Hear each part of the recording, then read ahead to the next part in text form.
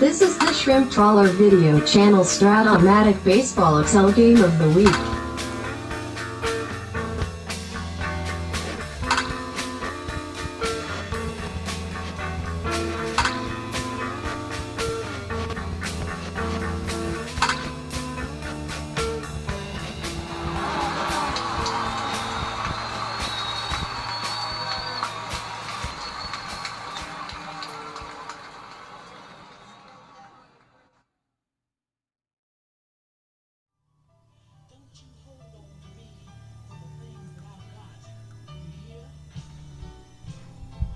Welcome back, baseball fans, to Game 7 of the 1980-83 Winter World Series of the Fall League, live from Dayton, Ohio, home of the Dayton, Ohio Players expansion team. It's the Philadelphia Phillies versus the Ohio Players.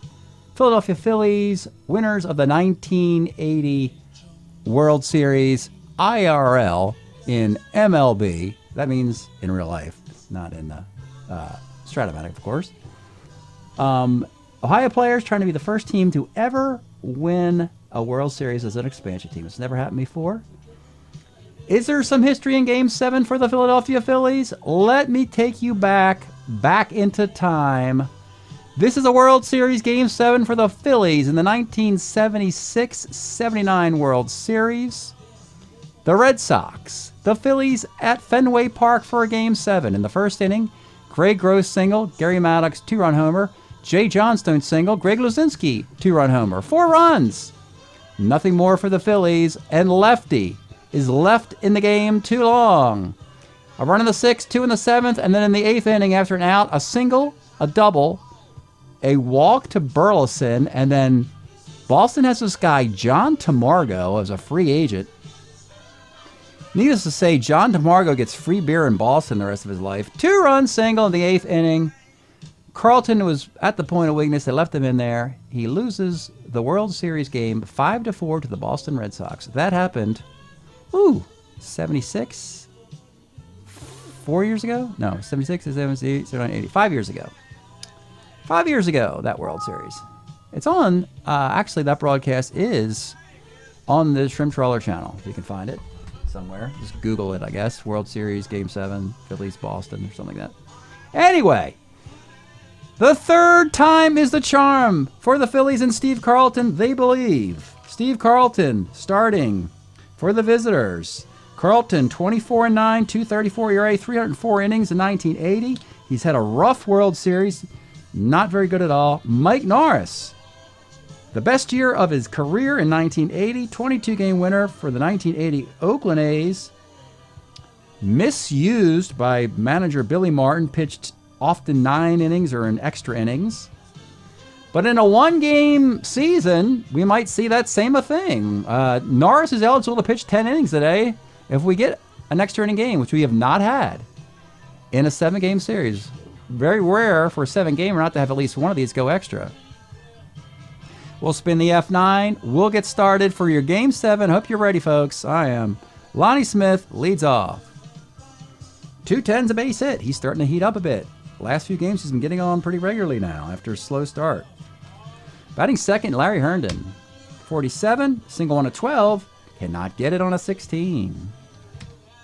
Pete Rose, 2-9, is a 4-6-3 double play. Again, not a stolen base attempt because of the -3 arm of Pena. This may have to change moving forward in this game. You're just going to have to take your shots, as because Pena started all 7 games as the catcher, with Gary Alexander just getting some spot starts as a DH and some pinch hitting spots.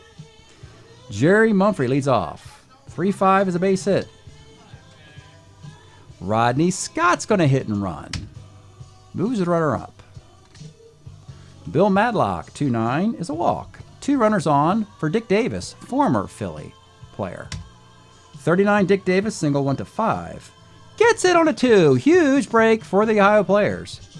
The bases are loaded for George Hendrick, having an outstanding World Series. This could be an MVP moment here for him. 64 off Carlton! 64 off Steve Carlton! Homer, 1-7, double the rest, can't get the granny. It's a double. Dick Davis will hit the brakes at third base off the Maddox arm. We saw the opposite of this in Game 6. It was the Phillies who roared out to an early lead, 3 runs off of Andahar. Then they sputtered until late game magic to finish off the Ohio players in Game 6. Now the Ohio players want to be the front runner. Second and third, 1 out. 2 runs in. Dan Driesen. 5-10 off of lefty is a walk, and Carlton's nightmare continues. Remember, he also would have lost last year in the World Series to the Expos. So it's Tony Pena with a bases loaded, 1 out, playing back. Got to stay out of the double play if you want to win a World Series, Ohio. Here's the pitch. 57 off of lefty's a strikeout. And with 2 outs, it's Tito Good Luck Charm Landrum. If you want to win a World Series, if you want to win a World Series, have Lonnie Smith or Tito Landrum on your team. Both players are opposing each other. Here's the pitch to Tito Landrum. 47 off of Carlton is a strikeout. Give lefty credit for stiff upper lipping it. And once again, it seems like the team who scores in the first inning has won most of these games. Mike Schmidt. 1-7, Mike Schmidt. I've lost track. Is this 5 or is it 6? Well, he's the MVP, even if they lose possibly. For the Phillies, Mike Schmidt, solo shot, it's 2-1. Babe McBride, 1-9 single. Keith Moreland, 1-5, short A, double play ball. And Boa, 38, is a single. He's going to try and steal, and he's out of the 15. But they're more aggressive in Game 7 than they've been thus far. Julio Gonzalez. 2-8's a strikeout. Back up top to Jerry Mumphrey. 59, second C, and with 2 outs, Rodney Scott. 47 is a K. Go to the third. It's Gary Maddox. 2-8 is a pop to third. Rob Wilfong, 2-10 pitcher. And with 2 outs, it's Lonnie Smith. 1-8 is a K. Bottom of the third, it's Bill Madlock. 37. Single 1 to 4. He lines out on a 5. Dick Davis, 1-5. Let's take a look at the Dick Davis card. He's a Philly in 1981, trying to ruin his former team's chance of a world championship. This is how you build an expansion team. You find the extra player cards who are often not protected by their traditional MLB teams. Try and build a roster that way, or at least find them once and then improve them within 4 years if you can. It's a hard thing to do. That's why this is the first time it's happened in a World Series, a team like this going this far. 1-5, the automatic home run for Dick Davis. It's 3-1. George Hendrick. 45 is a fly ball to right. Driesen, 2-7 is a K. Now the ball's in Mike Norris's court. He's got 3 runs. He's getting support. He's pretty much had a lot of support. Though he's been good. He's not been great in his postseason efforts thus far. Larry Herndon, 34, grounds the third. Pete Rose, 45, double 1 to 6 off the Norris card, and he gets the out, does Norris. That's what makes him so special. His dominating of left-handed batters. That amazing curveball he had in 1980 until he was overworked and ruined his arm through too many innings pitched, and he was out of baseball by 82 or so. Mike Schmidt, 1-9 is a K. Norris, he is the key player now as a starter 9 with a 2-run lead. Bottom of the fourth. Tony Pena, 1-2. Fouled to catcher plus injury.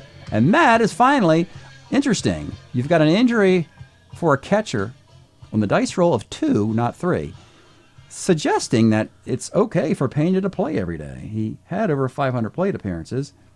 Normally, the catcher injury is on 3 or 11, suggesting you should use a platoon. This will open up the base stealing opportunities as Gary Alexander, as a +2 arm, will be the catcher in the next inning. Tito Landrum, 65, triple 1 to 7 off of Carlton. That's a triple for Tito Landrum. The infield's coming up for Julio Gonzalez. 63 off Carlton. Pitcher X, but he's an E0. Have to roll for the visiting pitcher. Automatic for the home pitcher. Need the single. That's the only chance you have, and you don't get it. 2 outs. And it's Jerry Mumphrey. Here's the pitch to Jerry. 45. Carlton gets in the fly to shallow right field. Lefty making some clutch moves. Those surrendering runs as well. Has got left runners on there and there. 5th inning. Bate McBride. 59, second. Keith Moreland, 65, right.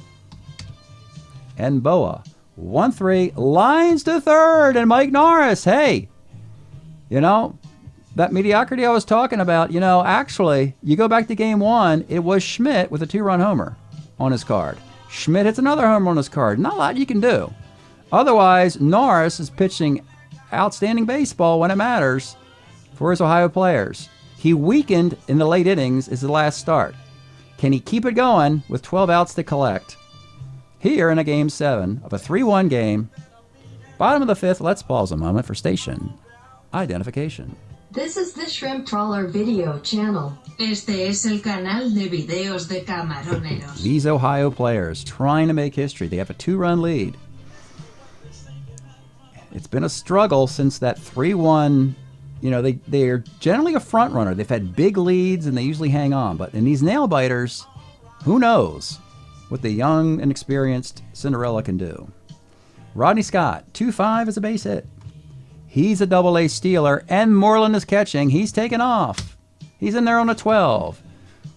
Yeager's on the bench. It seems like when Yeager's in the game and the Ohio players aren't stealing bases, they're more successful. But Moreland's in there for his bat. And they're going to need Moreland's bat as they're down 2. Scott's at second for Bill Madlock. 1-3, flies to right field. Dick Davis, 2 hits, including a big home run earlier. 3-5, single dot, Dick Davis, and oh, this is looking like the Philadelphia story, is it not? Former Philly Dick Davis is 3 for 3 with 2 RBIs in a 4-1 game. Oh my. And the base runners, again, it's been double digits the whole series for Lefty. Today, 1, 2, 3, 4, 5, 6, 7, 8, 9 already. George Hendrick, runner at first, 1 out. 64 off the Carlton card, homer 1-7. He missed it earlier. He misses it again on I think the same roll on 18. He rolled it twice. Last time it was a 2-run double. This time it's just a double. And Dick Davis will pump the brakes at third. Are we pulling Steve Carlton in a Game 7, 5th inning? The 1980 24-game winning Cy Young Award winner who hasn't won in his last 3 starts. Are we really going to do that? We're not going to do that. They're going to bring the infield up, 2nd and 3rd for Dan Driesen.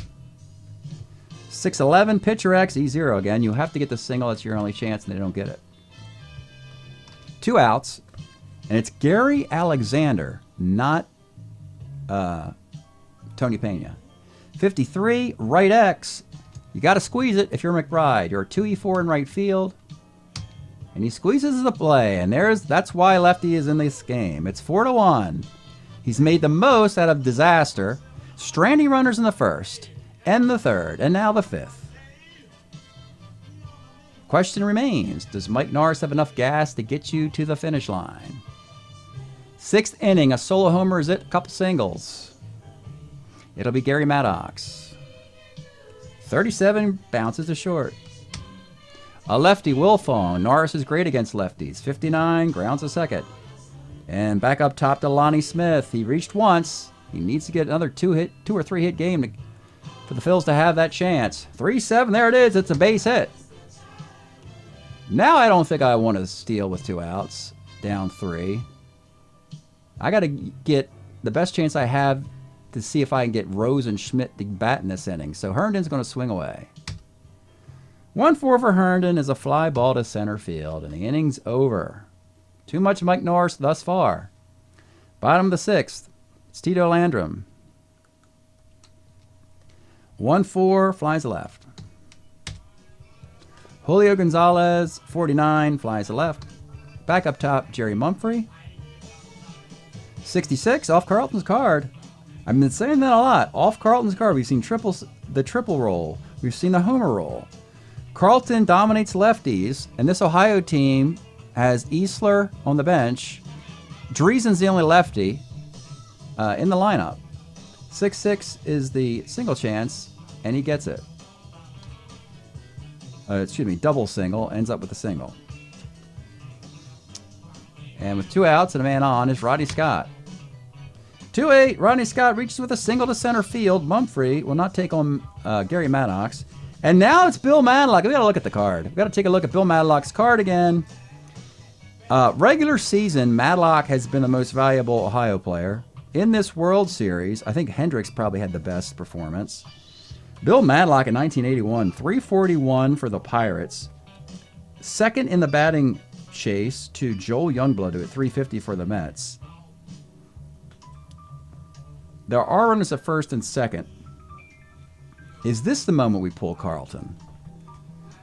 Again, I'm going to count base runners. 1, 2, 3, 4, 5, 6, 7, 8, 9, 10, 12 base runners through 6 innings for lefty. It's 4-1. He's gotten out of all of his jams. You just got to give him some credit for that. And probably left in to burn once again. Here's the pitch to Bill Madlock. 64 disaster again! So Hendrick missed it twice. Homer 1-7 double. They've missed it every time, but the doubles are good enough. Rodney Scott, do you run against the center fielder? Of course. -2. Already thrown out on a 20. That's a big break. So the speedy Rodney Scott. He's a 17 runner, but you got Maddox, the -2 arm. A 20 is going to get just about everybody thrown out the plate. So it's just 1 run scoring. And believe it or not, folks, if you're the Ohio players, you're not doing well scoring enough runs off of Carlton with the opportunities presented. You've put I'm going to write the batters. I'll type it in here. 4, 5, 6, 7, 8, 9, 10, 11, 12, 13 men. There. Now I know. 13 men have reached off Carlton. Because he sprinkled them around, he's not at the point of weakness. Definitely, of course, not a quality start. His ERA is over 6 or 7 in this World Series. He's been all horrible. Yet the Phillies find themselves a grand slam away from tying Game 7 of the World Series. Also, boy, that runner getting done down at the plate, that would have made it a 5-run game. It would have changed so much strategy, and it didn't happen. We have one more defensive chip, and we're going to use it now, and that is to get all 3s in the infield. Jerry Manuel will take over at second. Scott goes to short, and the guy goes to third. Madlock will exit. We go to the 7th of a 5-1 affair. Got to be nervous if you're Ohio. I know it's 5-1, and you know Mike Norris has been brilliant, but boy, you got to start feeling this could have been like an 8-run game. And the Phillies' decision to ride Carlton out improbably has worked. Pretty much every other pitcher is going to be hooked. Reputation only. Top of the 7th, it's Pete Rose. 53, first C. This is what you want. Mike Schmidt swinging away with nobody on the bases if you're Mike Norris. 64, catcher's card. But it's the reserve catcher, Gary Alexander. He's a 4E5. His E rating is about the same as Pena's, and he does not surrender the error. So that's a contribution for Gary Alexander. And with 2 outs, it's McBride. 2-11 is a pop to short. Mike Norris. He's 6 outs away. And there are no lights on in the bullpen at all. Stretch time. Here in Ohio, they have got a 5-1 lead, and they're getting rowdy here. It's been plenty of men reaching the base, but it's just a 4-run lead. And they've seen the Phillies rally last 2 games. We've been enjoying 1975's Honey LP. Probably the one most familiar with the Love Roller Coaster. Big hit on this one that everybody's heard. Sweet sticky thing. Fop was also a hit, and of course, honey. Ohio players, 6 outs away from a championship, which is stunning. Carlton will continue. He'll deal with Dick Davis. 2 7s a K. George Hendricks, 67, again in the Carlton column for the 3rd straight time. Single in 11. Again, he can't get the top one. This time it's a line out. Could have had 2 homers and a single. He's got 2 doubles and a pop out. And with 2 outs, it's Driesen. 5-12, first C. And how about that? Only the second 3 up and 3 down inning for Carlton. 5-1 affair. That extends his stay. He went down to the hotel manager and said, I need to stay an extra night here, as I've somehow taken some smelling salts, and I'm good enough to go for the 8th and possibly 9th inning in a championship game. We go to the 8th. We know all the defense is in there. It'll be Keith Moreland a fielding. 46 off Norris, double 1 to 5 is a double. That keeps him out of the double play situation. For Larry Boa, 2-10, grounds a second. We got a runner at third, playing back for Gary Maddox. 1-9, grounds to third. That will not score the runner. Had to hit it to short or second, not third. The runner's right there at third base. He's just standing there. So he's stuck there with Rob Wilfong. Again, Nars, very good against lefties. Do you make the move for a righty scenario with Mickey Klutz? I'm thinking you got to do it. What's the point of Wilfong's defense when you got 4 outs in your season? So Mickey Klutz is going to pinch hit for Rob Wilfong in a reverse platoon. Let's take a look at Mickey. 1980, utility infielder for the Oakland A's, becomes the utility infielder for the Phillies here. Has power both ways. Has more hits on his card than Wilfong. Wilfong has some walks. But because Norris dominates lefties, this is a move to score the runner from third with 2 outs. Here's the pitch to Mickey Klutz. 4-10 off Norris is center X. Center fielder is Jerry Mumphrey. He's a 3-4 in center field, and he makes the catch. And the way you look at this, well, 2 different ways. The parenthesis indicates the E rating scenario worked. And in this case, Jerry Mumphrey's an E4 in center field. And the tautology, the E5 makes the play, therefore you know the E4 makes the play. In our spreadsheet, we go to the 9th inning. Klutz flies out. We go to the bottom of the 8th inning, I should say. Getting ahead of ourselves. Philly looking, or Ohio looking for some insurance. Carlton. Or do you go McGraw here?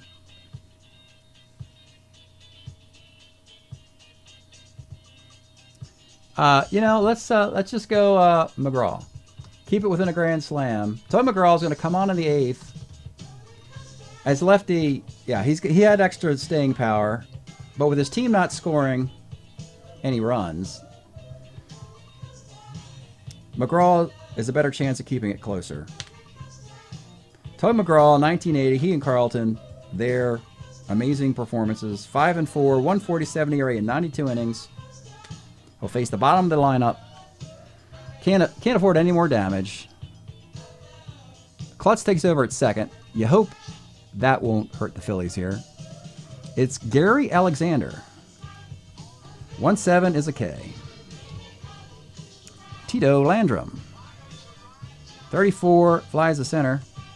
And Julio Gonzalez, 2-10, predictably 3 up and 3 down. We go to the 9th, and there is Mike Nars making the move. Yep, picking up the rosin bag. The fans are on their feet. If he were to give up 4 runs in the 9th, I guess that's the point of weakness he'd come out. So pretty much there's not a scenario where he'll pitch into the 10th inning. Because again, the 4 runs, if he were to allow it, or more, dare we say, is already past the point of weakness. All the defense is in there. If you're looking for situational pitching, Grant Jackson versus Bake McBride is it. And at that point, you could theoretically pinch hit Steve Yeager, who's still on the bench as a right-handed batter. That's about all the muscle you have. If you're the Phillies, you've made a rally. You've made it interesting, but again, you put the game the keys into the hands of Steve Carlton, and he took you on another wild ride, and I don't know if the Phillies can recover from this one. They didn't recover from the 5-2 and 5-0 defeats earlier. Lonnie Smith, Mike Norris in the 9th inning. Here we go. Here's the pitch to Lonnie Smith. 1-11 for Smith is a fly ball to right. Big out. Now you got Herndon. 43 off Norris, pitcher X. You're an E16 pitcher. Can you field your position and give your team a championship? He's a 2E16. It's a GBC for Norris, and this is what he wants. He wants the switch hitter. He wants the lefty. He wants Rose. He wants McBride. He's better against lefties. He doesn't care if Schmidt hits a homer off of him. So we'll face the next 3 guys with a 5-1 game. This is for a world championship. Listen to it, they're on the roller coaster. The Love Roller Coaster. Ohio players, can they win the World Series? They got to get Pete Rose out. Here is the pitch to Pete Rose. 62 off of Norris as a comebacker to the mound. There it is. They did it. Mike Norris and the Ohio players have won the Fall League World Series. It has happened. A non-traditional Major League Baseball team. I've been doing mixed card leagues since the 1990s when I introduced these fictional teams. Ohio players. Las Vegas seemed like a good place to put a baseball team. Portland seemed like a good place to put a fictional baseball team. All these fictional expansion teams to increase the teams from 26 to 32. And it's finally happened. And what seemed like also ran the Washington Generals, whoever the Harlem Globetrotters faced. You know, just the setup guy to get beat up. A laughingstock franchise. No more. This has taken them 8 years in the making. They've got the world championship. Mike Norris gets the win. Carlton loses again. It's 5-1. Let me just I want to bring up one more sheet here for this because I have it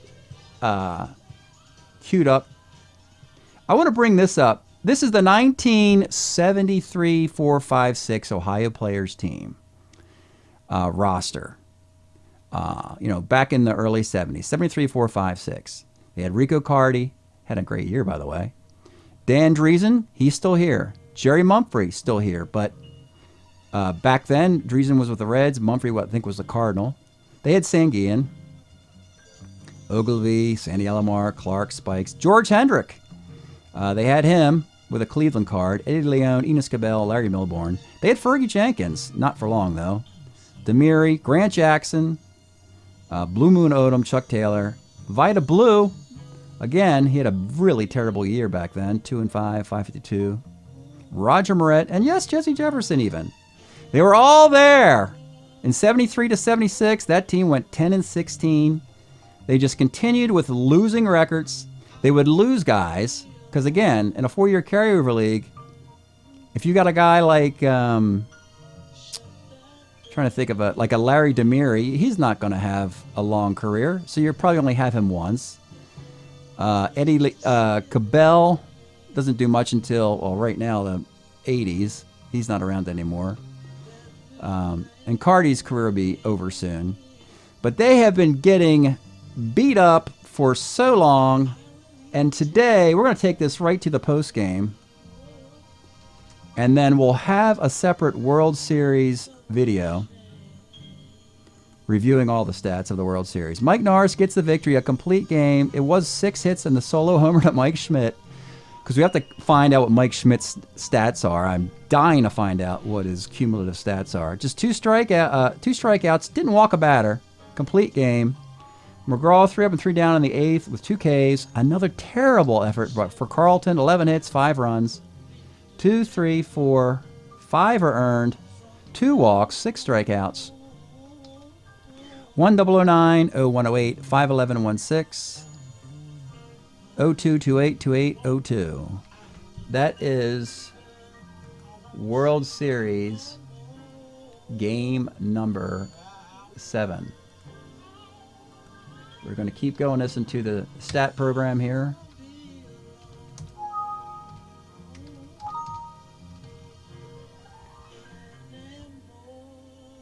If I was going to handicap the franchises of the expansion lot who'd get there first, I probably would have said Arizona Diamondbacks. As they normally, both they and the Colorado Rockies get better talent than truly fictional teams, Las Vegas and Portland. And they're all in the same division, which means one of those teams goes to the playoffs every year.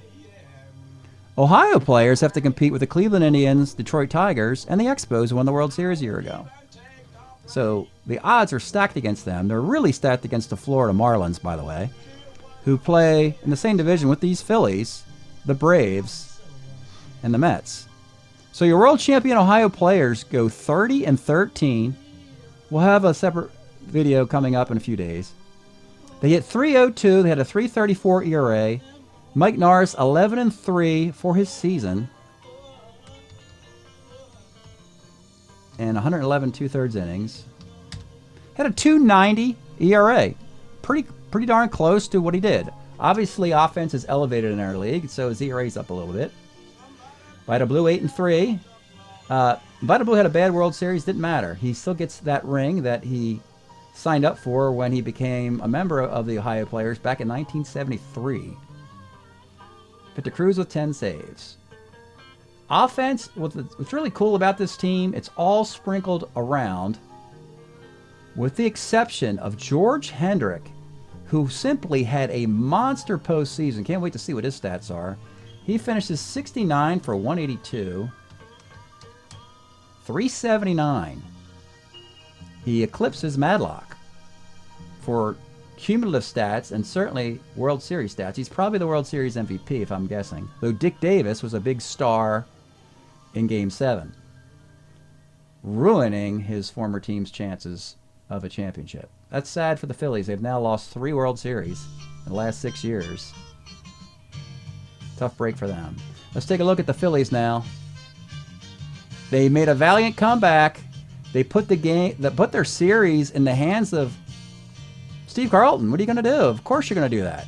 It's almost like even if you wanted to take him out, no right-minded person would. Not one of the game's Hall of Famers, one of the most elite pitchers of his generation. You're just not going to make that move. So it means Carlton actually finishes 4-5. While Eric Schau was 7-2, Ray Burris 6-3, and Dick Ruthven, we saw him win a game in this series, 6-1. 3 winning pitchers. Carlton had a losing record.